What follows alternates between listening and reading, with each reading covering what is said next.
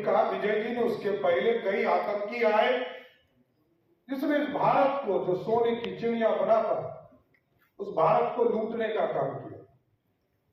और आज से 2000 वर्ष 27 साल पहले यही पटना, इसको मगध हम कहते थे, जिसने इस भारत को स्वर्णिम काल दिया और भारत को सोने की चिड़िया बनाया।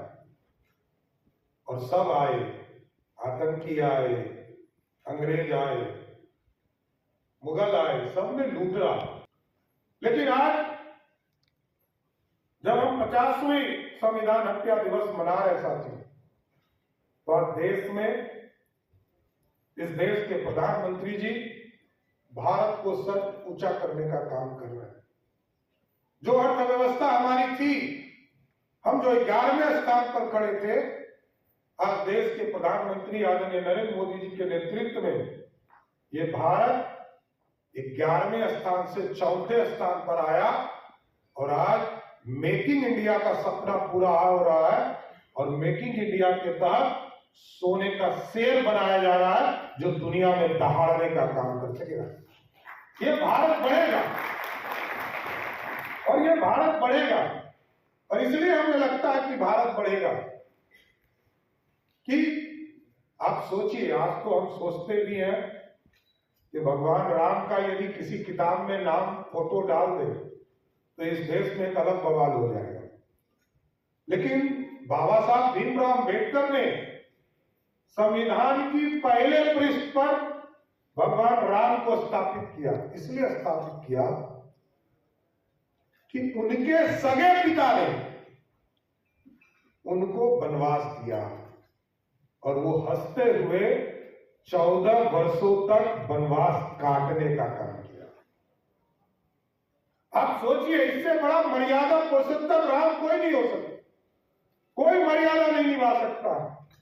आज यदि किसी को पता चले कि वो सत्ता के शीर्ष पर बैठने वाला हो, राजा बनने वाला हो, और उसको उठाकर जंगल भेज दे, तो कितनी हत्याएं हो जाएगी आप सोच नहीं सकते।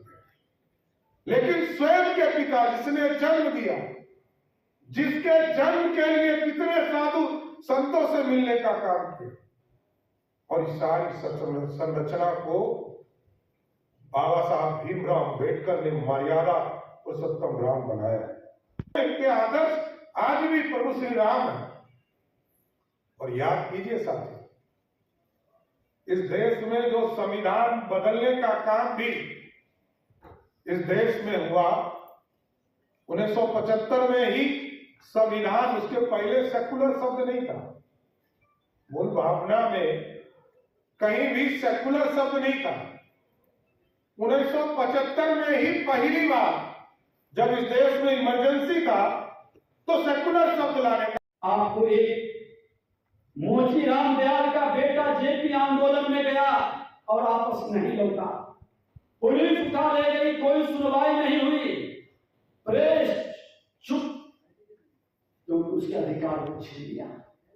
अफसर मौन, क्योंकि उसकी कलम को बांध दिया। यही सवाल भी गूंजता है, क्या लोकतंत्र में बोलने की यही सजा होनी चाहिए? ये परिवारवादी मानसिकता के सोच के लोग लोकतंत्र को खत्म करने का संकल्प लिया। आज 26 जून 1975 को प्रधानमंत्री इंदिरा गांधी ने रेडियो से आपातकाल की घोषणा की। आधी रात को उसकी थोड़ी सी झलक 2005 में भी आधी रात को बिहार विधानसभा को भंग करने का दिखाई पड़ा था। नागरिक अधिकार सब नष्ट कर दिए गए।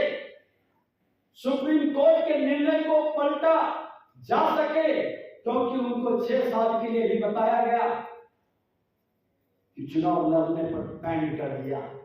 गलत प्रैक्टिस से वो चुनाव जीतने का प्रयास किया, शॉर्टकट रास्ता से सत्ता में बने रहने का वो दिमाग लगाने लगे।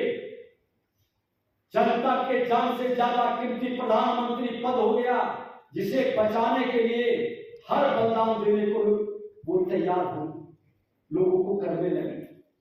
राज्य सरकार को निष्प्रभावी कर दिया गया, मीडिया को नियंत्रित किया गया, जनता के मौलिक अधिकारों को समाप्त कर दिया गया।